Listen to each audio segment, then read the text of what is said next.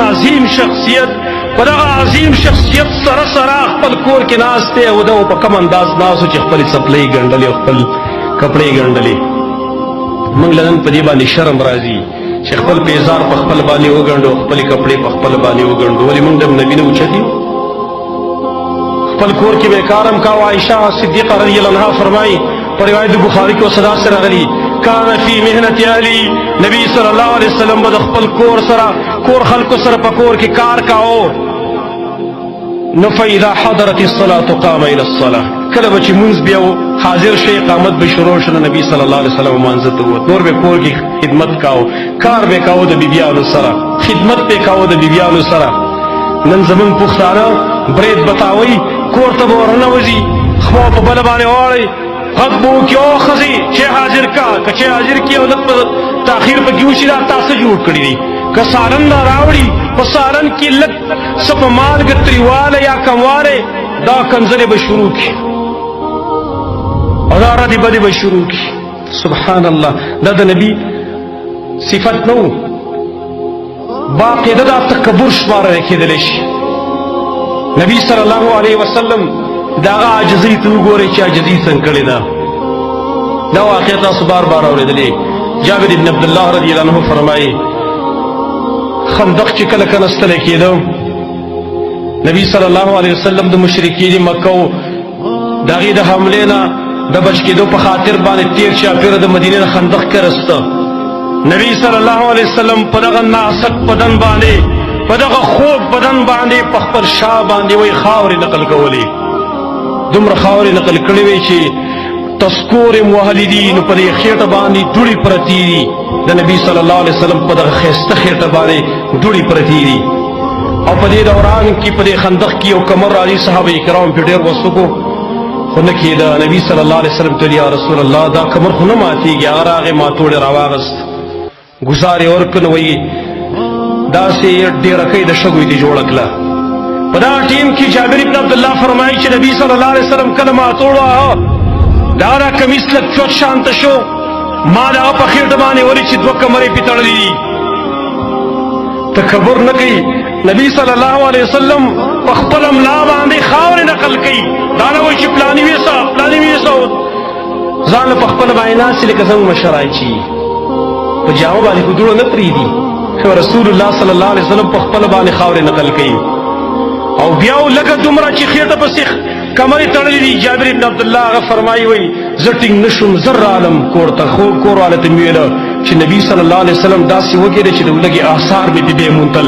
فورا زر تر زره که څه یې هغه تیار که هغه ویل لږې وربشي دي هغه به زه زر زر میچن کړم یې ورغومکۍ حلال کړه. ورغې غلي ورته په غوږ کې ویله یا رسول الله ستا دپاره مې خوراک تیار کړی دی، ځان سره دوه کسان یا یو کس دا راول بس نور نه کافي کېږي. نبي صلی الله علیه وسلم تستوره والا داسې ودرېده، ویې خندل ورته. چې ویې خندل ورته وایي لاړ شه کور والا تلي وي چې هغه لږ هغه دې پاخه نه کړي، هغه کټوۍ د هغه ته راکوزه نه کړي. خندق والا ته اعلان وکړو، خندق والا و جابر خوراک تیار کړی ځي چې ځو. جابر په منډه باندې لاړ کور والا ته ویل چې خو ټول خندق والا رال. ویل تا نبي ته ویلي؟ ویل او ما ورته ویلي. ویل بس ټیک ده چې تا ورته ویلي کړ د نور نبي ښه پوهېږي، هوښیارې ښځې وي. بیا نبي صلی الله علیه وسلم راغی. اوس د نبي عاجزۍ ته وګورئ. کله چې خوراک پخاوه کټوۍ ته په خپله باندې کېناست، په خپله باندې. او صحابه کرام ته ویل راځئ لږ لږ څو څو کسان راځئ، لس لس کسان راځئ، شور به نه کوئ او ټیل به نه جوړئ. ګورئ او په خپله کټوۍ ته ناست دی، نو په روټۍ باندې یو یو پوټېک دی او یو یو تنلې په خپله باندې ورکوي. روټۍ باندې یو یو پوټېک دی او یو یو تنلې په خپله باندې ورکوي. دا عاجزي وه. دا د نبي صلی الله علیه وسلم تواضع ده. تکبر هغه پرېښودلی او تکبر دا خو صفت د شیطان دی. نبی صلی الله علیه وسلم پروت دی، مشهوره واقع ده اوږده، پروت دی په پوزکي باندې په انډیري باندې. مونږ کې کوم سړي په پوزکي باندې خوب کړی دی؟ امام الانبیاء هغه په پوزکي باندې اوده دی، کمیس یې نشته دی او په دې املا کې دی پوزکي داسې اثر کړی دی، انډیري پکې سې نښې کړي دي، پټې په دې املا کې داسې وتلي دي.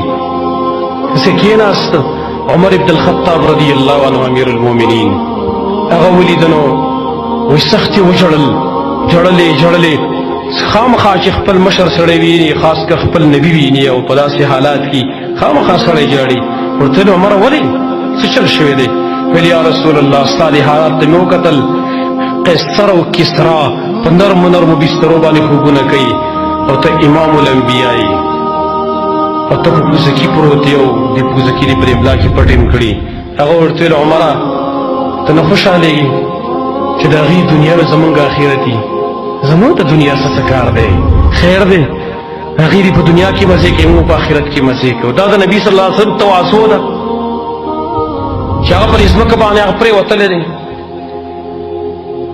دومره تواضع په نبی صلی الله علیه وسلم کې موجود وه یو زنانه په مدینه کې وه لږه منټله شانته و بوډۍ وه منټله غوندې راله نبي صلی الله علیه وسلم ته ویل یا رسول الله تاسو مې کار دی ویل هغه ورته څه وي دا نه وایي خلکو ته هلکه دا منټله طریقې دا غاړه ته کیسې ټیم خرابوي نبی صلی الله علیه وسلم سبحان الله ورته وایي چې ستا کوم ځای کې ضرورت دی کوم ځای کې ستا حاجت دی زه به تا سره ځم وایي ویني د لاس ته روانې کو په دې مدینې په دې کوڅو کې ګرځاو را ګرځاو چې کله د هغې ضرورت حل که بس بېرته نبي صلی الله علیه وسلم راغی بوډۍ ګانو سره هغه په دې کوڅو کې ګرځېدلی تواضع او عاجزي